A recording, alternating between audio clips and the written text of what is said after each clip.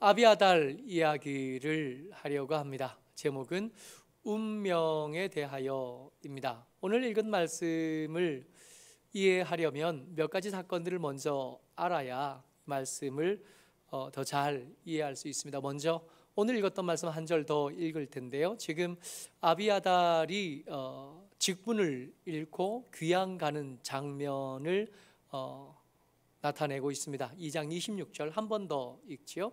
같이요. 시작. 왕이 제사장 아비아달에게 이르되 내 고향 아나도스로 가라. 너는 마땅히 죽을 자이로되 내가 내 아버지 다윗 앞에서 주 여호와의 궤를 메었고 또 내 아버지가 모든 환난을 받을 때에 너도 환난을 받았은즉 내가 오늘 너를 죽이지 아니하노라 하고. 먼저 이 아비아달이 어떤 사람인가를 좀 이해해야 이 말씀이 눈에 들어오게 될 텐데, 아비아달의 이야기의 시작은 어디냐 하면 제사장 진멸 사건부터입니다. 다윗이 도망자가 되고 사울을 떠나던 확정되는 장면이 있어요. 다윗이 쫓겨다니다가 도무지 이래서는 안 되겠다 그러고 요나단하고 헤어지면서 네 아버지의 뜻을 좀 확인해 달라고 부탁을 합니다. 그래서 사울이 요나단이 이 다윗을 좀 두고 내가 아버지의 진짜 의중을 좀 살펴 가지고 올 테니까 여기서 좀 기다려봐라. 내가 나중에 나와서 화살을 네 앞에 쏘거나 혹은 네 뒤에 쏘면 그것으로 표를 삼자 하고 가서 그 아버지의 의중을 확인합니다. 그리고 알게 돼요. 내 아버지 왕 사울이 진짜로 다윗을 죽이고 싶어 하는구나. 그 병증이 도져서 미쳐서 그런 게 아니라 진심으로 진짜 품은 마음으로 다윗을 죽이려 하는구나를 알게 됩니다. 그것을 알게 되고 와서 다윗을 만나고 내 아버지가 진짜 너를 죽이려고 하는 것 같으니 이 길로 도망가는 게 맞겠다. 그리고 얼싸안으면서 눈물의 이별을 하죠. 그리고 난 다윗이 어디로 가냐 하면 급히 혼자 도망 나왔잖아요. 음식을 챙기지도 못하고 무기를 챙기지도 못하고 그를 따르던 사람들도 챙기지 못하고 그리고 홀몸으로 도망가는데, 도망가다가 도저히 배고파서 그냥 우연찮게 들리게 된 곳이 놉이라고 하는 곳입니다. 이 놉은 여호와의 성막이 있던 곳입니다. 여호와의 언약궤는 블레셋에게 뺏겨서 그들에게 없고요, 성막만 덜렁 남아 있는데 그 성막을 지키는 사람들이 제사장이고요, 그 제사장들이 사는 곳이 놉이라고 하는 땅인 거죠. 거기 가서 먹을 것을 구하니까 이 제사장이었던 아히멜렉이 이 다윗에게 줄 것 다른 것은 없고 뭔가 좀 불안하고 이상하긴 한데 그냥 내칠 수는 없으니까 떡을 좀 줘요. 떡을 주니까 다윗이 그 떡을 먹은 다음에 혹시 무기가 될 만한 것이 좀 없습니까? 그랬더니 이 아히멜렉이 다윗이 죽였던 골리앗의 칼이 그 성막에 숨겨져 있었거든요. 거기 놓여져 있었거든요. 그 칼을 들려서 보냅니다. 이 장면을 에돔 사람 도액이 보고 있다가 사울에게 고발한 거죠. 그리고 나서 사울이 이 아히멜렉을 불러요. 왜 그랬냐? 왜 내가 죽이려고 하는 다윗에게 음식을 나눠주고 그에게 골리앗의 칼을 줬는지 추궁합니다. 근데 이 다윗을 위해서 기도하고 다윗을 돕는 일이 이 제사장 아히멜렉에게는 일상 같은 일이었는데 세상 그렇게 거부감이 꺼리낌이 없었을 법한데 사울의 안색이 심상치 않아요. 그리고 도액에게 명령합니다. 다 죽여라. 말씀 같이 읽어보죠. 사무엘상 22장 18절 말씀입니다. 같이요. 시작. 왕이 도액에게 이르되 너는 돌아가서 제사장들을 죽이라 하매 에돔 사람 도액이 돌아가서 제사장들을 쳐서 그날에 세마포 에봇 입은 자 85명을 죽였고 제사장들의 성읍 놉의 남녀와 아이들과 젖 먹는 자들과 소와 나귀와 양을 칼로 쳤더라. 여러분, 사울 이야기를 우리가 알잖아요. 사울이 하나님이 명하신 아멜렉과의 전쟁을 할 때 진멸하라고 하신 말씀을 소가 아까워서, 살찐 양이 아까워서 그 말씀에 순종하지 않거든요. 사울은 근본이 재물을 귀히 여기는 사람입니다. 사람들의 말에 귀가 얇고 또 돈 되는 것에 혹함이 큰 사람. 근데 아말렉도 다 죽이기를 아까워했던 사람이 정작 하나님의 사람 제사장들을 죽이는 데는 전혀 자비를 드러내지 않아요. 그 제사장의 동네에 제사장만 살지 않았고 그 주변 사람들도 살았을 터인데 그 남녀들을 다 죽입니다. 아이들도 죽이고요, 젖 먹는 아이들까지 죽입니다. 소도 죽이고 나귀도 죽이고 양도 죽입니다. 진멸. 지금도 하나님의 사람들이 성경을 읽으면서 도무지 이해를 쉽게 하지 못하는 장면이 가나안 정복 전쟁에 등장하는 여호와께서 진멸하라 하신 명령이거든요. 하나님 사랑의 하나님이 아니시라는 것, 하나님 너무 잔인하시다는 것, 하나님에게 자비를 발견할 수 없다는 것, 그 무서운 하나님에 대해서 불만을 가지고 거절하는 사람들이 꽤 많거든요. 믿음 안에 있는 사람들도 그 말씀을 제대로 이해하지 못해서 불편해하는 사람들이 참 많습니다. 근데 그 불편해하시는 하나님의 속마음을 알면 차마 그렇게는 말 못하게 되는 게 정상이거든요. 사울이 그 두렵고 무서운 하나님보다 더 독한 마음을 하나님의 사람들에게 품은 겁니다. 그들을 진멸한. 이 그 진멸당한 그 높 땅에서 한 사람이 살아남는데 그 사람이 누구냐 하면 아비아달인 거예요. 그러니까 이 아비아달이라는 사람의 인생이 그 처음이 성경에 등장할 때 그 첫 모습이 비극으로 가득 찹니다. 핏빛이고 잔인함이고 미친 왕의 후광, 그 뒤끝에 남은 불행한 사람이 아비아달. 그 아비아달이 갈 데가 없잖아요. 이제 진멸당했어야 되는데 안 죽고 살았으니 어디 가서 살기는 해야 될 텐데 어디 갈 데가 없어요. 원인을 따지고 보면 이것은 다윗이 제공한 원인일 것도 같고 하나님의 재앙으로 녹여질 테고 도망갈 데가 없어요. 겨우 생각해낸 도망갈 데가 다윗인 겁니다. 그래서 한편으로 원망스럽기도 했을 다윗을 찾아가요. 근데 이 다윗의 평생에 이 아비아달이 찾아왔을 그때가 제일 힘들고 제일 어렵고 제일 비참할 때입니다. 이 높 땅에 들렀던 다윗이 어디로 가냐면 가드왕 아기스에게 갔다가 미친 채하고 살아나와요. 미친 채하고 살아나와서 간 곳이 어디냐면 아둘람 굴로 가는데 그 아둘람 굴로 갔을 때 마음에 한이 되고 빚지고 억울한 사람들이 그에게 몰려들잖아요.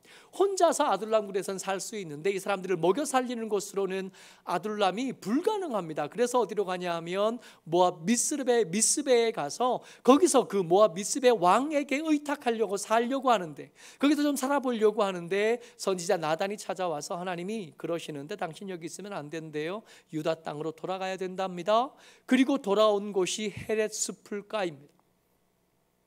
그러니까 기댈 데 없고 의지할 데 없고 딸린 식구들 많고 먹여 살릴 힘 없고 미친 왕은 아직 살기 등등하고 그럴 때쯤 아비아들이 찾아옵니다. 아비아들이 다윗을 찾아오니까 이제 한 명 입이 더 느는 것도 부담스러울 때예요. 근데 차마 이 아비아달을 내칠 수는 없습니다. 나 때문에 일어난 일이잖아요. 그 장면입니다. 사무엘상 22장 20절이요. 시작. 아히두베 아들 아히멜렉의 아들 중 하나가 피하였으니 그의 이름은 아비아달이라. 그가 도망하여 다윗에게 가서. 다윗이 차마 이 사람을, 이 아비아달을 내칠 수가 없어요. 소년 아비아달을 품을 수밖에 없습니다. 나 하나도 힘든데 하나를 더 지어요. 그렇게 시작된 게 아비아달과 다윗의 동행입니다. 그러니까 그야말로 가장 힘들 때부터, 가장 아플 때부터, 가장 가난할 때부터 함께 했던 사람이 아비아달인 겁니다. 그때부터 함께 했던 이 아비아달은 다윗에게 굉장히 충성스러운 제사장으로 그의 사람이 되어서 함께 살아요. 심지어 압살롬이 반란을 일으켰을 때도 어떻게 하든지 다윗을 살리려고 이 아비아달과 그 아들이 몸부림쳐서 다윗을 살려낸 사람이 아비아달이기도 합니다. 근데 한 번 실수를 해요. 언제 실수를 하냐면 다윗이 나이 많아 늙었을 때 다음 때 왕이 정해지지 않으니까 그때 이 아비아달의 생각에는 아도니아가 왕이 되는 게 맞다고 생각한 것 같습니다. 그래서 아도니아의 편을 들죠. 열왕기상 1장 7절 말씀입니다. 같이요. 시작. 아도니아가 스루야의 아들 요압과 제사장 아비아달과 모의하니 그들이 따르고 도우나. 그러니까 아도니아가 반란을 일으키겠다, 아니 내가 스스로 왕이 되겠다고 할 때 그 사람에게 이 아도니아에게 가장 큰 힘이 되어준 사람 두 사람이 있는데, 그 사람 중에 한 사람은 누구냐면 군대 장관이었던 요압이고, 또 한 사람은 제사장 두 사람 중에 한 명이었던 아비아달입니다. 여러분, 군권과 그리고 신앙적인 문제까지 이 두 사람이 다 해결해 줄 사람들이었다. 아도니아가 착각할 수 있었는데 그 착각에 가장 큰 일조를 한 사람들 중에 한 사람이 아비아달이었다.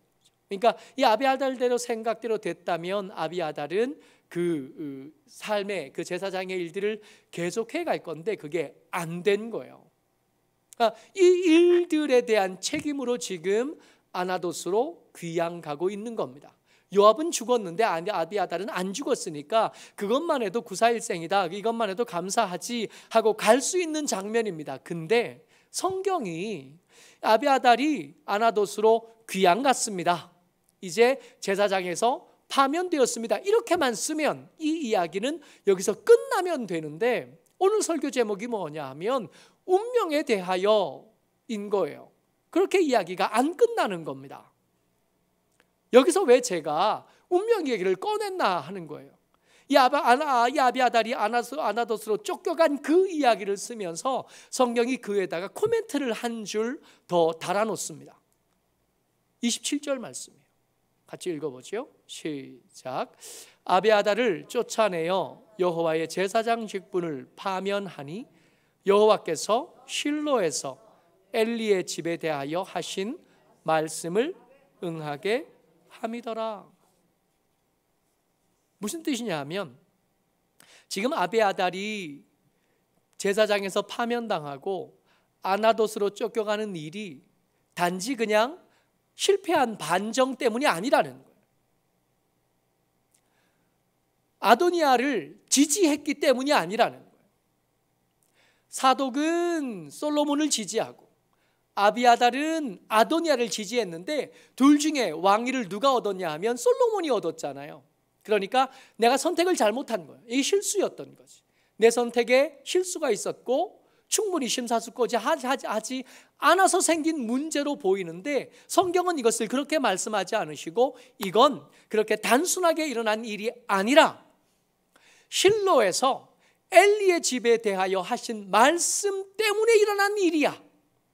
그때 여호와께서 하나님의 사람을 엘리의 집에 보내서 선포하신 말씀이 있는데 그게 옛날 이야기예요. 적어도 100년 가까이 된 일입니다. 옛날에 있었던 일들, 그때 하나님께서 선포하신 말씀 때문에 생겨난 일이라는 겁니다. 우리가 찾아봐야 될 거 아니에요. 하나님께서 실로에서 엘리의 집에서 하셨던 말씀이 뭔가, 이걸 살펴봐야 이 말씀의 의도를 제대로 살펴볼 겁니다. 같이 보죠. 사무엘상 2장 34절 말씀입니다. 같이요. 시작. 내 두 아들 홈니와 비느하스가 한 날에 죽으리니 그 둘이 당할 그 일이 내게 표징이 되리라. 엘리 선지자, 엘리 사사, 엘리 제사장의 집에 하나님의 사람이 도착해서 한 말인데, 그가 와서 무슨 말을 했냐면 네가 네 아들의 범죄함을 보면서도 제대로 책망하지 않았다는 거예요. 홈니와 비느하스가 제사장입니다. 제사장의 아들이니까 제사장이, 사사의 아들이니까 권력을 가진 사람, 선지자의 아들이니까 후광이 큰 사람들입니다. 이 제사장 홈니와 비느하스가 성막에서 일하는 여자들과 동침하는 사람들이었어요. 요즘 TV에서 혹은 뉴스에서 가끔 들리는 교회 안에 목사들의 부정한 모습을 꼭 닮은 사람. 근데 이 이야기를 엘리가 한 번이 아니라 꾸준히 들리는 소문으로 듣고 있었다는 겁니다. 여호와께 드려지던 제물을 훔치던 사람이 홈리와 비느하스였습니다. 백성들이 끊임없이 이 일을 제기하고 그들의 부정을 고발했지만 엘리가 계속해서 그 이야기를 들으면서 그것을 무시했어요. 기껏 한다는 말이 그러지 말아라 아들아 한 정도가 다였어요. 하나님께서 이렇게 작게 몇 마디 말로 징계함을 끝낸 이 엘리에 대하여 뭐라고 말씀하시냐면 네가 여호와 하나님보다 네 아들을 더 중하게 여겨서 그런 거다. 네 아들의 부정을 알면서도 네가 그 아들을 몇 마디 말로 징계를 끝낸 것은 네가 하나님보다 아들을 더 귀히 여겼다. 아들을 우상 삼았기 때문에 그런 일이 네 가정에서 벌어진 거고 이 일들에 대해서 이것은 내가 반드시 갚을 텐데 네 집에서 무슨 일이 벌어질 거냐 하면 젊은 놈들이 나이 들지 못하고 죽을 거다. 네 집의 노인들은 없어질 거다. 네 직분을 빼앗아서 다른 자들에게 줄 거다. 이게 엘리에게 도착했던 하나님의 사람의 전한 말씀이에요. 이게 시작이 언제 될 거냐 하면 그 나쁜 놈들, 그 불량자 홈리와 비느하스가 같은 날에 죽는 이야기를 들으면 그 재앙과 징계가 시작된 줄 알아라.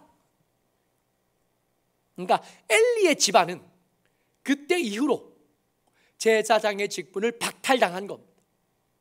엘리의 집안은 그때 이후로 징계를 당한 거고 저주를 당한 거예요. 이러고 생각해 보니까 아히멜렉이 놉 땅에서 진멸당한 거예요. 이것도 허투루 보이지 않는 겁니다. 아히도벨이 아니라 이 아비아달이 직분에서 쫓겨난 거, 그게 그냥 일어나는 일이 아니라 엘리의 후손이었기 때문에 일어난 일이라는 거예요. 엘리의 3대 손이었던 아히멜렉, 엘리의 4대 손이었던 아비아달. 저는 엘리에게 선포된 하나님의 말씀을 근거해서 보면 저들은 어차피 망할 운명이었다. 저들은 잘 되지 못할 운명이었다. 원래 그럴 운명이었다는 거예요.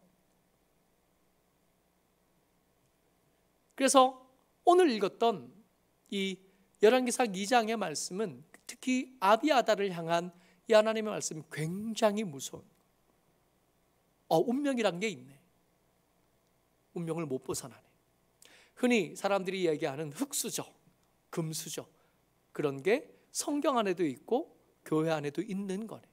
아비아달은 원래 잘 되지 못할 집안의 자손이었고 그것이 이제 드러난 것일 뿐인 거네. 놉 땅의 제사장이 죽은 것은 그들의 탓이 아니라 미친 왕 사울의 탓도 있겠지만 다윗의 경솔함도 탓이 있겠지만 사실은 엘리의 두 아들 홈리와 비느하스 때문이고 더 중요한 것은 그들을 징계하지 않았던 우상 숭배자 엘리 탓이네. 정해진 운명이 있네. 네, 이렇게 끝나는 이야기인 것처럼 들리는 거. 근데 성경이 참 재미있는 게요. 열왕기상 3장 26절에 엘리가 이 아비아달이 쫓겨나는 장면에 뭐라고 기록하냐면 내 고향 아나돗으로 가라는 거. 누가 하는 말이냐면 솔로몬이 아비아달에게 하는 말이야. 그를 차마 죽이지 못하고 그가 살아 있을 때 다윗과 함께했던 시절들에 대한 이야기를 전설처럼 들었거든요. 차마 죽이지 못하고 아나돗으로 쫓아보내는 이 장면이요. 이 장면이 그저 운명을 그저 받아들이라는 뜻은 아닌가 보다. 여러분이 아나돗이라는 장소요. 이 아나돗이라는 마을이요. 우리가 지난달에 예레미야 성경 열심히 읽었었는데 그 성경 1장 1절에 보면 그 예레미야 성경이 어떻게 시작하냐면 이렇게 시작해요. 베냐민 땅 아나돗의 제사장들 중 힐기야의 아들 예레미야의 말이라. 여러분 성경을 읽으면서 가장 심각하고 가장 어둡고 가장 차가운 시대가 언제냐 하면 예루살렘이 멸망하던 때 바벨론에게 침략당하고 성전이 회파되던 그때쯤이거든요. 하나님의 선지자들이라고 불리던 사람들이 하나님의 말씀을 전하지 않고 백성의 원하는 말을 거짓말로 전하던 그때 혼자 깨어서 하나님의 사람으로 하나님의 말씀을 전하던 사람 예레미야가 어디 출신이냐 하면 아나돗 출신입니다. 엘리의 후손입니다. 그때 아나돗으로 귀양 갔던 그 아비아달의 후손입니다. 뿐만 아니라 바벨론으로 끌려갔던 수많은 백성들이 거기서 70년을 살잖아요. 70년을 살고 난 다음에 느헤미야 성경과 에스라 성경에서 돌아온 사람들의 숫자를 이렇게 기록합니다. 5만 명이 조금 넘게 돌아오는데 그 돌아온 사람들, 스룹바벨과 함께 돌아온 사람들의 그 숫자를 쭉 쓰면서 에스라 2장 23절에 그리고 느헤미야 7장 27절에 똑같은 말씀을 기록해도요, 아나돗 사람 128명이 돌아왔다는 거예요. 여러분, 포로지에서 70년쯤 살고 거기에 다니엘이 있었잖아요. 거기에 모르드게와 에스더가 있었잖아요. 그 사람들이 있으면 무슨 일이 벌어지냐면 그 밑에 있던 당신의 자기의 백성들을 보듬고 키우고 먹이는 사람이 거기 있었다고요. 그러니까 처음에는 힘들었지만 계속 힘들었느냐? 그렇진 않았다고요. 시간이 몇 세대가 지나가면서 그들이 거기서 살만해진 거예요. 안정된 겁니다. 그 안정된 곳에서 떠나서 돌아온 사람들은 숫자를 따로 기록해야 될 만큼 극소수였다는 거예요. 거의 대부분의 사람이 거기 남았어요. 안 돌아온 거예요. 안 돌아오는 바람에 다니엘도 못 돌아와요. 그들의 방패가 되어줘야 되고 그들의 산성이 되어줘야 될 필요가 다니엘에게 남아 있었거든요. 예루살렘 성전, 예루살렘 땅을 향한 가장 간절했던 사람이 다니엘인데 다니엘은 돌아오지 않습니다. 돌아가라는 말은 듣지만 돌아오지 않아요. 그때 돌아왔던 사람들 중에 아나돗 사람이 128명이나 된다. 전부 다 합쳐서 한 5만 명쯤 돌아오는데 그 중에 엘리의 후손들이, 아비아달의 후손들이 믿음을 선택하고 더 좁은 길을 걸었고 하나님의 편에 서기로 선택한 사람들이 나타났다. 아비아달 운명에 대하여 그랬어요. 정해진 운명이 있는 것 같아요. 이것에 대해서 아주 부정을 못하겠습니다. 부모가 예수 잘 믿는 사람이면 그 아들은 예수 믿는데 굉장히 유리해지는 걸 압니다. 엄마가 기도 많이 하는 권사님이면 그 아들이 믿음을 잃기보다 얻기가 쉽다는 거 알아요. 그 아버지가 믿음의 본을 잘 보인 사람들, 그 믿음의 본을 잘 보고 자란 아이들이 믿음 안에 있을 가능성, 하나님께서 더 크게 쓰실 가능성이 많다는 건 압니다. 그러나 그게 그렇게 고정된 거냐? 그렇지는 않아요. 진멸하는 중에 살아남은 아비아달이 사실은 운명이 정해지지 않았다는 증거입니다. 아나돗에서 나고 자란 예레미야가 그 어두운 때를 밝히는 등불로 살았던 예레미야가 운명이란 거 그거 없다고 말하는 증인입니다. 바벨론에서 돌아온 128명, 이 사람들이 증인입니다. 엘리의 후손이라고 해서 다 믿음 없이 살 거냐? 그렇지 않다는. 그리고 증인들은 얼마든지 더 있어요. 저희 아버지 어머니가 제가 잘 되기를 바랬어요. 아들 둘, 딸 하나 키운 저희 부모님이 그 세 자녀가 잘 되기를 바랬어요. 그래서 잘 되게 하는 방법이 뭐가 있겠나? 절에 찾아가서 돈 얼마를 쥐어주면 이름을 올려주거든요. 명절 때 그 이름 불러가면서 독경해 주거든요. 제 이름도 거기 올라가 있어요. 근데 거기 계속 살지 않고 목사가 돼서 여기 있잖아요. 수많은 허다한 증인들 중에 저도 한 명입니다. 더 유리할 수 있고 혹은 더 불리할 수도 있지만 그게 그렇게 고정되거나 확정된 것은 아닌 겁니다. 얼마든지 바꿀 수 있어요. 그리고 하나님께서는 그 바꾸는 사람들을 향하여 응원하시고 손 내밀어 주시는 하나님이십니다. 찬송가 460장 뜻없이 무릎 꿇는 찬양이 있어요.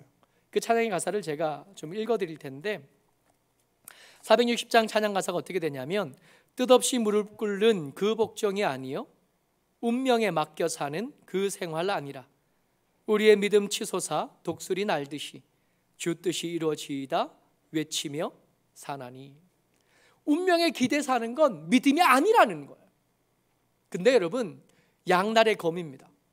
내 아버지가 하나님의 사람, 목사고 장로고 믿음이 귀한 아름다운 사람이라고 해도 내가 반드시 구원받을 하나님의 사람이냐? 아닐 수 있다는 거예요. 운명은 고정되지 않아요. 반대로 내 아버지가 알코올 중독자에 내 아버지가 개차발인 어떤 사람이라고 해도 내가 반드시 그 운명을 물려받아야 되느냐? 그렇지 않다는 겁니다. 운명에 기대 사는 건 믿음이 아니라는 거예요. 가능성이 우리에게 주어졌고 그 가능성을 뚫고 일어서기를 하나님 기다리시고 그 일어서는 사람들에게 손 내밀어 주시고, 아니 먼저 손 내밀고 기다리시다가 우리가 손을 내밀면 얼른 잡아서 이렇게 세워주시는 분이 하나님이십니다. 그러니까 지금 내 상황이 이렇습니다. 지금 내 형편이 이렇습니다. 그리고 주저앉아 있어야 되는 일 아무것도 없다고요. 아비아달도 일어났던 거예요. 그 진멸하는 땅에서도 하나님께서 아비아달을 살려내셨다. 그 아나돗에서도 예레미야를 키워내신 거예요. 모두가 믿음을 배신하는 곳에서도 돌아온 128명이 있었던, 운명을 바꾼 사람들, 그 상황을 깨고 일어선 사람들 얼마든지 있다고요. 나라고 아닐 이유가 없고 우리라고 아닐 이유는 하나도 없는 겁니다.